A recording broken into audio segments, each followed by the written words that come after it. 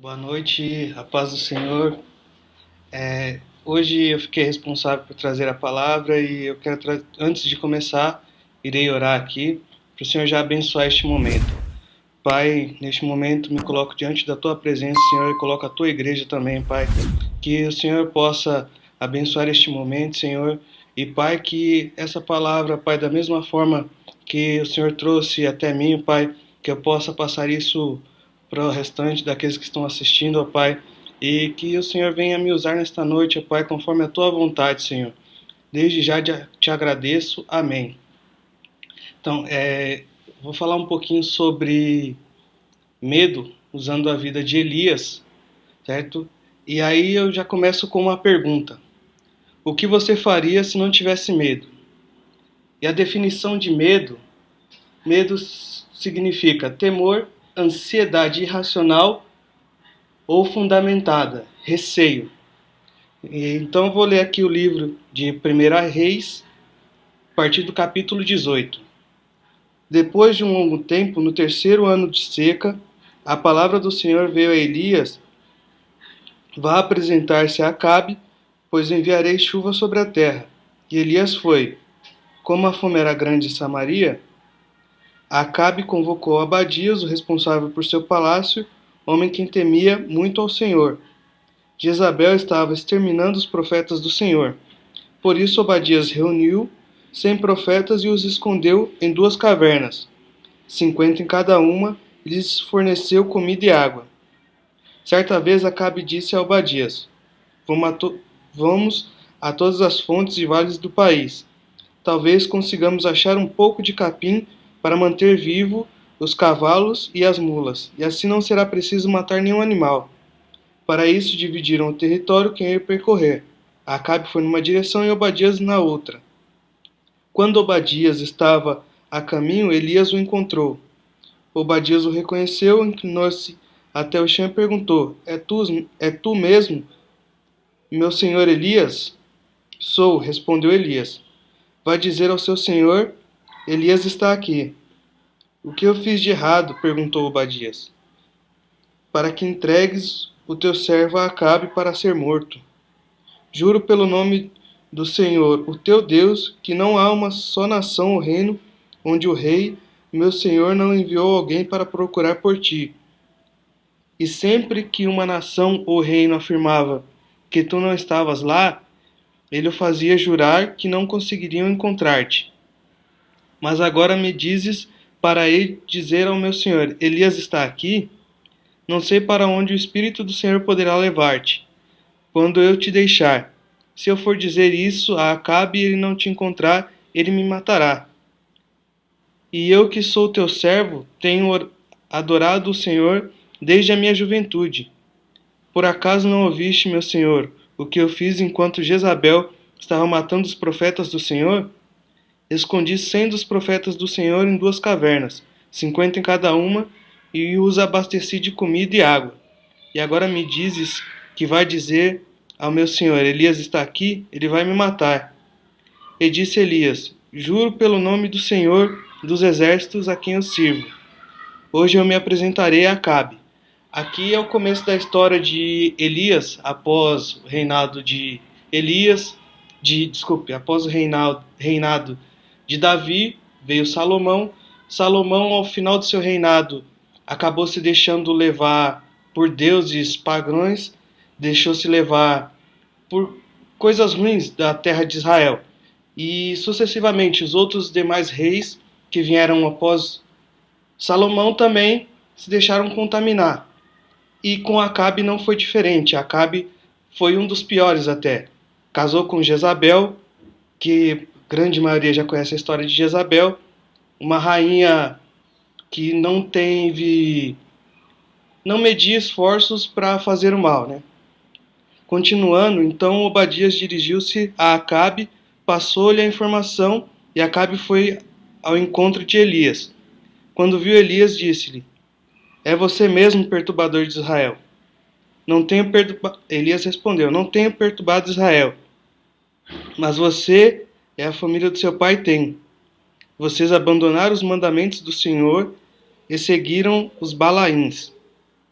Agora convoque todo o povo de Israel para que encontre-se comigo no Monte Carmelo, e traga os 450 profetas de Baal, e os 400 profetas de Ázera, que comem à mesa de Jezabel.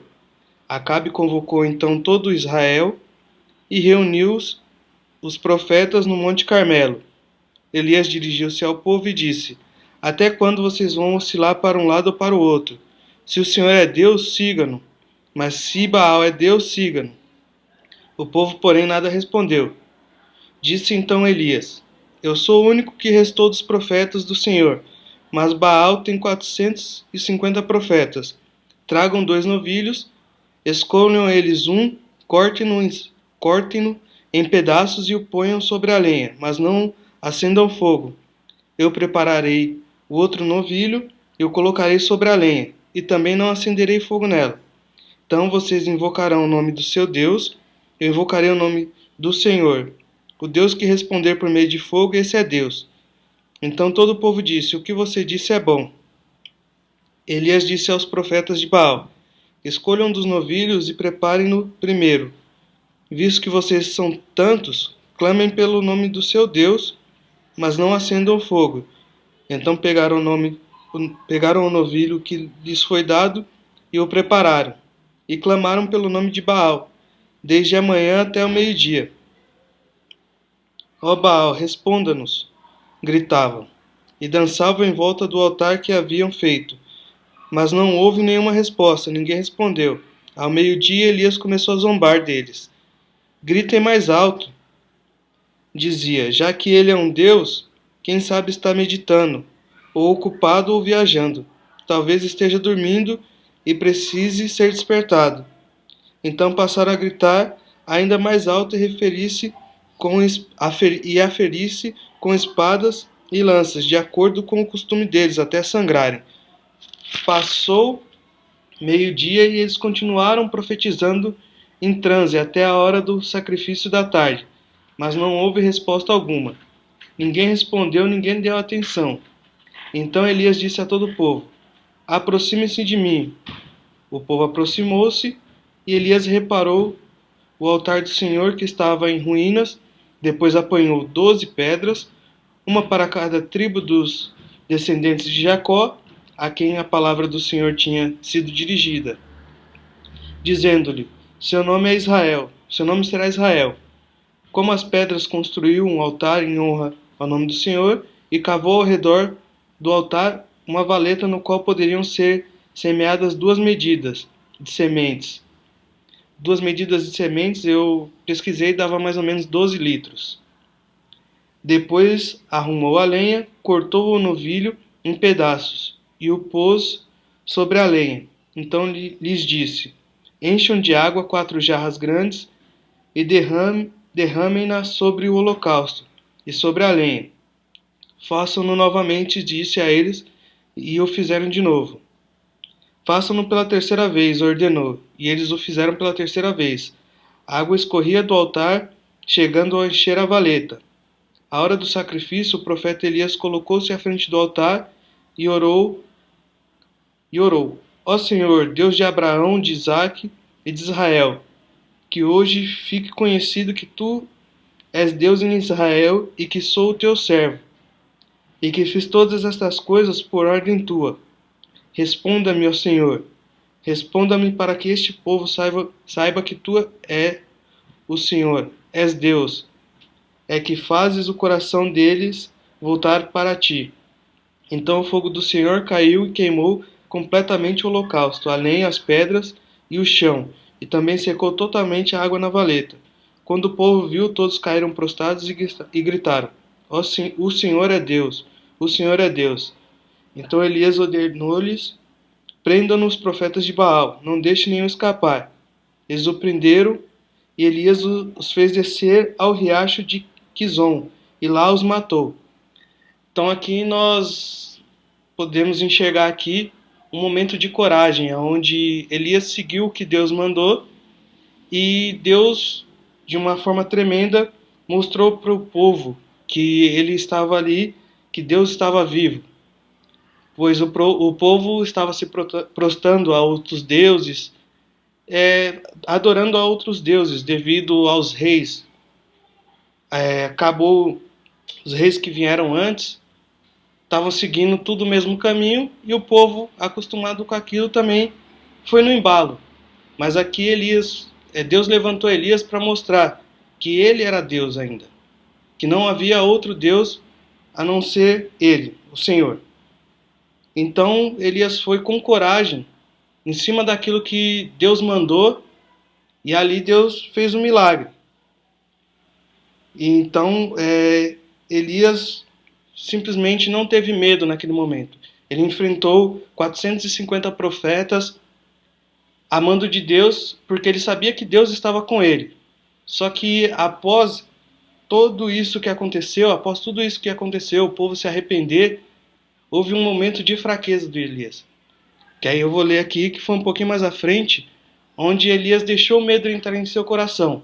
Até o momento, ele tinha convicção que Deus estava com ele, que não tinha o que temer. Ele não teve medo, ele simplesmente enfrentou 450 profetas de Baal. Imagina a gente tendo que enfrentar 450 problemas de uma vez. Imagina como que a gente vai ficar. Nosso medo aonde vai? E aí, Elias, após tudo isso, após acontecer tudo isso, dele enfrentar os 450 profetas, Deus mandar fogo e mostrar que ele ainda era o Senhor, que ele ainda é o Senhor, né? Elias recebeu uma palavra, recebeu um recado onde ele teve medo. Eu vou ler aqui agora, 1 Reis 19, vou ler do 5 a 1. Ora, Acabe contou a Jezabel tudo o que Elias tinha feito, e como havia matado todos aqueles profetas à espada. Por isso Jezabel mandou um mensageiro a Elias para dizer-lhe: que os deuses me castiguem com todo rigor, se amanhã, nesta hora, eu não fizer com a sua vida o que você fez com a deles. Elias teve medo e fugiu para salvar a vida. Em Berseba de Judá, ele deixou seu servo e entrou no deserto, caminhando um dia. Chegou a um pé de giesta, sentou-se debaixo dele e orou, pedindo a morte. Já tive o bastante, Senhor. Tira a minha vida, não sou melhor do que meus antepassados. Depois se deitou debaixo da árvore e dormiu. E aí aqui a gente vê o que o medo fez com Elias. Ele já tinha, em nome do Senhor, ele já tinha vencido 450 profetas, mas bastou uma mulher falar que ia matar ele, em nome de um Deus que já tinha sido derrotado, um Deus que mostrou que não existia, pois a gente viu aqui que os profetas clamaram a Baal e não desceu fogo. O fogo só desceu quando foi invocado o nome do Senhor, nosso Deus. E essa mesma mulher, ela foi e falou que mataria Elias, e Elias simplesmente fugiu, ficou com medo. Deixou o medo entrar no coração dele. E quantas vezes nós não deixamos o medo entrar em nossos corações? O medo nos faz parar, nos faz repensar em situações que a gente orou, a gente buscou em Deus, e ali veio a resposta. Deus mostra, é isso que eu quero de você. Mas simplesmente a gente deixa o medo nos parar, às vezes por uma simples coisa, que nem aqui. Para quem tinha enfrentado 450 profetas, o que é uma mulher? Nada, né? Comparado aos 450 profetas, uma pessoa só, ele conseguiria vencer também em nome do Senhor. Mas Elias, neste momento, deixou isso entrar em seu coração, que ela queria matar ele. E o medo fez ele parar, fez ele fugir. E a gente também, às vezes, acontece muito de a gente deixar os gigantes se levantarem, e o gigante do medo faz a gente parar, faz a gente fugir. Muitas vezes nós oramos, pedimos para Deus direção, ou até mesmo pedimos dons, só que esses dons Deus vai dar para a gente usar. E aí chega a determinado momento, Deus fala: é agora que eu quero que você use o seu dom. O dom que eu te dei de evangelizar, o dom que eu te dei de falar da minha palavra, eu quero que você use. E a gente, por medo, trava, foge. Mas não foi para isso que Deus nos chamou. Deus nos chamou para ser fortes e corajosos. Assim como diz aqui em Josué 1:9, não fui eu que lhe ordenei? Sejam fortes e corajosos. Não se apavore, nem desanime, pois o Senhor, o seu Deus, estará com você por onde você andar. Então aqui, Deus fala que Ele é conosco por onde andarmos, que é para mantermos fortes e sermos corajosos, pois quando Deus está à frente, não há o que temer. Ele irá nos guiar, irá nos levar a caminhos a qual nós oramos e pedimos, ou irá nos ensinar exatamente aquilo que devemos fazer em determinados momentos. Então, nós não devemos deixar que o medo nos faça parar, que o medo nos consuma a tal ponto da gente fugir. E nesse momento que a gente está vivendo aí de pandemia, o medo tem feito coisas terríveis com pessoas. Depressão, crise de ansiedade. Isso porque deixou o medo dominar a pessoa totalmente. O que eu quero dizer com isso? Não é que a gente tem que falar que não existe a pandemia e vamos para a rua. Jamais. Devemos seguir as ordens, devemos seguir o que foi determinado para cada estado, que nem aqui em São Paulo foi determinado o isolamento social.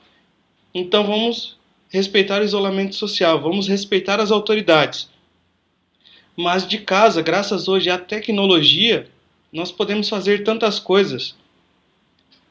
E muitas vezes nós ficamos tão preocupados com o que pode acontecer lá na frente que nós travamos. O medo faz a gente travar. Mas o medo pelo que vai acontecer, não é nem pelo que está acontecendo. Mas a palavra do Senhor diz: basta a cada dia o seu mal. Então vamos viver um dia por vez. Vamos deixar que o Senhor nos guie, que o Senhor nos mostre o que Ele quer a cada dia. E assim nós conseguiremos vencer o medo. Buscando em Deus, nós iremos vencer o medo. Somente com Deus nós iremos vencer o medo. Pois aqui diz no Salmos 27:1: o Senhor é a minha luz e minha salvação, de quem terei temor? O Senhor é o meu forte refúgio. De quem terei medo? E aqui já diz que o Senhor é a minha luz, a minha salvação. De quem terei temor? Se eu creio num Deus vivo, de quem eu terei medo? De quem eu terei temor? Nós devemos colocar todo o nosso coração em Cristo Jesus. Nós devemos buscar a todo momento.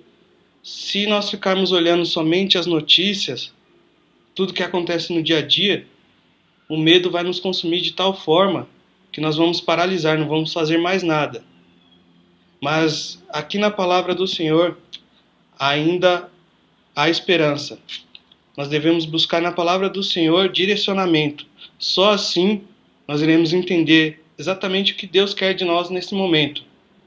Só assim nós vamos entender o que devemos fazer neste momento. E para finalizar aqui, no Salmo 27:14 diz assim: confie no Senhor, tenha fé e coragem, confie em Deus o Senhor. Então que a nossa confiança possa estar em Deus, possa estar em Cristo Jesus, pois Ele é o nosso Senhor e Salvador, e é Ele que nos acorda de dia, é que nos faz caminhar e que nos faz entender que o nosso amanhã pertence a Ele. Então, que nós não devemos ter medo do que possa acontecer amanhã, pois nós devemos crer que Deus está no comando e que Ele é quem nos guia. Então, mais ou menos isso que eu queria passar para vocês. E aí eu pergunto novamente: o que faríamos se não tivéssemos medo? Aonde nós iríamos chegar se nós não tivéssemos medo? Que nem hoje, eu me lembrei que no começo do ano nós tivemos uma ativação profética, um culto profético, onde dizia exatamente o versículo de Josué 1:9, chamando os jovens da igreja para ser fortes e corajosos, para cumprir o ID de Cristo, para fazer aquilo que Cristo nos manda na palavra, ide por todo mundo e pregar o evangelho. E muitas vezes nós ficamos com medo de não saber como falar, de não saber como nos expressar para as pessoas, como levar a palavra para as pessoas. Mas nós devemos ser fortes e corajosos. Devemos pedir a Deus um espírito de ousadia para falar da palavra dele. Um espírito, que o Espírito Santo nos conduza, mas para isso nós devemos ler a palavra e buscar. Pois não tem como a gente aprender, conhecer, se a gente não buscar entender o que Deus quer falar. Não tem como eu aprender algo se eu não buscar na palavra, se eu não ler a palavra. Não tem como eu falar de Jesus simplesmente por eu acordei hoje e pronto, eu vou falar de Jesus. Mas qual a intimidade que você tem para falar de Jesus? Você tem buscado, tem orado, tem tentado entender quem é Jesus em sua vida? Pois só assim nós iremos conseguir levar a palavra do Senhor, buscando, nos enchendo de Deus. E só assim nós iremos vencer o medo. Só buscando em Deus, buscando a palavra do Senhor, buscando o refúgio no Senhor. Salmo 91 diz: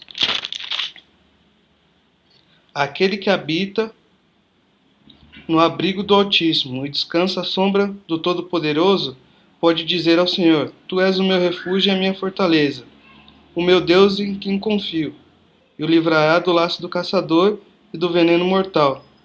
Ele o cobrirá com as suas penas, e sob as suas asas você encontrará refúgio. A fidelidade dele será o seu escudo protetor. Você não temerá o pavor da noite, nem a flecha que voa de dia, nem a peste que se move sorrateiramente nas trevas, nem a praga que devasta ao meio-dia. 1000 poderão cair ao seu lado, 10.000 à sua direita, mas nada o atingirá. Você simplesmente olhará e verá o castigo dos ímpios. Se você fizer do Altíssimo o seu abrigo, do Senhor, o seu refúgio, nenhum mal o atingirá, desgraça alguma chegará à tua tenda. Porque os seus anjos ele dará ordens ao seu respeito, para que protejam em todos os caminhos. Com as mãos eles o segurarão, para que você não tropece em pedra alguma. Você pisará o leão e a cobra, pisoteará o leão forte e a serpente. Porque ele me ama, eu o resgatei, eu o protegerei, pois conhece o meu nome. Ele clamará a mim, e eu lhe darei resposta. E na adversidade estarei com ele. Vou livrá-lo e cobri-lo de honra. Vida longa eu lhe darei, lhe mostrarei a minha salvação. Então aqui, exatamente o que eu falei um pouco aqui do medo, né? Deus diz que vida longa ele nos dará e mostrará a nossa salvação. Então que é para nós não termos medo da praga, não termos medo da peste, para não termos medo da noite, da flecha que voa de dia. Aqui Deus fala que é para nós continuarmos andando e não desistir do que Ele colocou para que vivêssemos. E mesmo que nós não possamos sair na rua, nós ainda podemos fazer o ID, nós ainda podemos ser usados por Deus dentro de casa mesmo. Então que nós possamos estar aí em sintonia com Deus e vivendo aquilo que Ele quer de nós. Para finalizar, eu vou orar e agradecer por tudo que Deus tem feito. Pai, neste momento nos colocamos novamente em Tua presença, Senhor, e Pai, que nós possamos ser fortes e corajosos, Pai. Que o medo não venha nos fazer parar, Pai. Que o medo não venha nos fazer desistir, Pai. Que tudo aquilo que o Senhor já tem colocado para nós, que nós venhamos viver verdadeiramente, Pai, de todo o coração, Senhor. Que nada, ó Pai, nenhuma palavra, ó Pai, contrária do que o Senhor já colocou para nós, ó Pai, faça-nos parar, Pai, faça-nos desistir, Senhor. Como o Senhor nos ativou, ó Pai, naquele culto, Senhor, onde o Senhor disse para que nós fôssemos fortes e corajosos, ó Pai, que nós possamos permanecer assim, Senhor. Fortes e corajosos até a Tua volta, ó Pai. Graças te damos, Senhor. Amém.